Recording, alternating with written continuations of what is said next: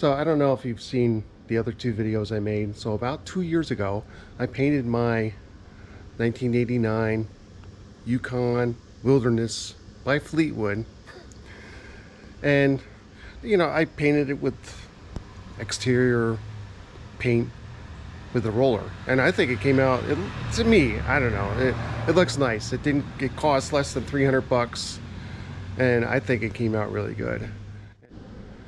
I should be able to dig up a picture of what it looked like before. So I'll quick clip to that.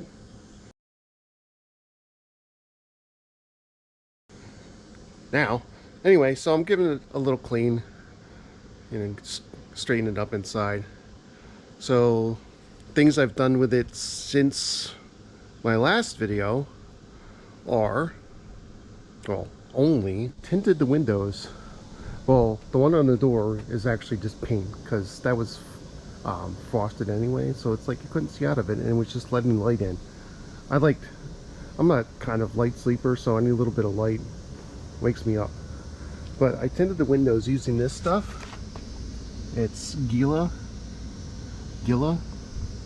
and it's privacy, comfort. I mean, the curtains are open right now and you can't see it, but it actually went on fairly easy. They sell a spray. I'm not sure what the secret ingredients are that you apply on the window. Some say it's just like a soap and vinegar, but the spray was cheap enough that I just got the spray. And you stick the film up and then you trim it. Well, I found since these windows are small anyway, it was easier to trim it to length first, even though but I mean, with this the bead on the inside, I mean the tint is on the inside, but I'm just showing you it's the same on the inside as the outside. This bead of weather seal makes it really hard to just trim it. Of course they make it look easy on their application video, but it never is. So let's go to the inside and I'll show you what it is. So the only thing I really did in here since my last video was I put curtains up, and all they are cheap curtains I got off Amazon on spring tension rods, and it works nice. It works really good. So this is going to be the last video I make with this camper, and I will show you why.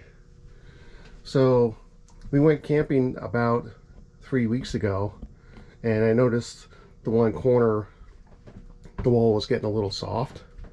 So I thought, no big deal. So I brought the camper home to my house. I have it in storage. I brought it to my house, and I was going to redo the roof and fix where the wall was soft. But here, it's been leaking for a while. So I ripped the paneling off, and I found out that all this wood is just rotten. Totally rotten. That whole piece going up there, totally rotten. I mean, it's honestly good that I saw this before I tried to do the roof, because it probably would have caved in from standing on it. So I'm none too happy about that, because I've put a lot of time and effort into this camper, and although I could fix that, I'm not allowed to have a trailer parked in front of my house, and I can't work on it in the storage place. So I don't know, and that's honestly more work than I feel like doing. I don't mind doing things to enhance the looks of the camper, but I don't feel like going to that extent. So I'm going to see what I can get for it. I'm going to probably post it, and if I don't, get any deals that are reasonable, or offers I should say, I'm going to see about just trading it in on a nicer one, a newer one. Doesn't have to be brand new, but something maybe only a couple years old, because that's always a fear with these old campers. Well, it's a fear with any camper, honestly, but especially with the older ones, because you know, even though I tried to keep up with it, I redid the roof twice since I've owned it, and I it was actually leaking a little bit by the stove vent. So I replaced the vent and recaulked all around it, and that's fine now.